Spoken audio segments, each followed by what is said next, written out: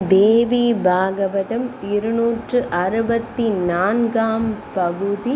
சஷ்டி தேவியின் தோற்றமும் பூஜை முறையும். மாதவரே, இனி சஷ்டி தேவி, மங்கள சண்டிகை, மானசா தேவி ஆகியோரை பற்றி கூறுங்கள் என்று நாராயணரிடம் கேட்டார் நாரத முனிவர். நாரதரே, சஷ்டி தேவி பிரகிருதி தேவியின் 6வது அம்சமாக பிறந்தவள்.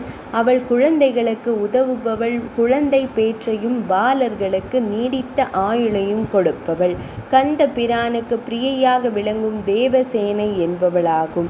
ஸ்வாயம்புவ மனுவின் மகனான பிரியவிரதன் மாலினி என்பவளை திருமணம் செய்து நீண்ட காலம் மகப்பேரின்றி இருந்தான்.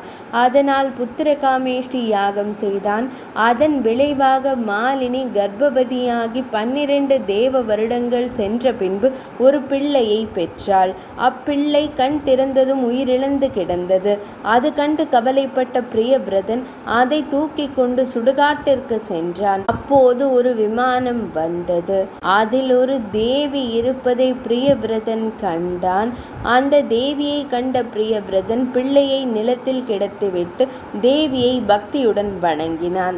மன்னா, நான் முன்பு தேவர்களும் அசுரர்களும் யுத்தம் செய்த போது தேவர்களின் சேனாதிபதியாக விளங்கிய தேவசேனை. நான் பிரம்மதேவரின் மானச புதல்வி. எனது கணவரானவர் கந்த பெருமான் ஆவார். பிரகிருதியின் சஷ்டாம்சத்தில் பிறந்ததால் சஷ்டி தேவி என்ற பெயரும் எனக்கு உண்டு. மகப்பேறு இல்லாதவர்களுக்கு மக்கள் பேரும், மனைவி இல்லாதவர்களுக்கு மனைவியையும், செல்வங்களையும், தரித்திரர்களுக்கு செல்வத்தையும், கர்மம் செய்வோருக்கு அதற்கான பலனையும் கொடுப்பவள் என்று கூறி மாண்ட குழந்தையை உயிர்ப்பித்தாள் சஷ்டி தேவி.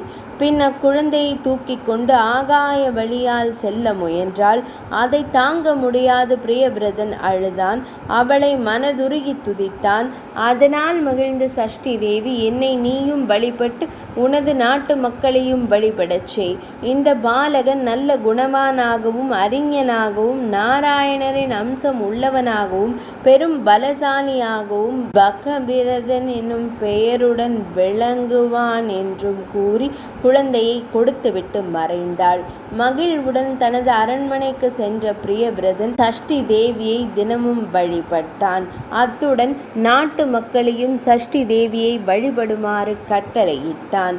264ஆம் பகுதி நிறைவடைந்தது.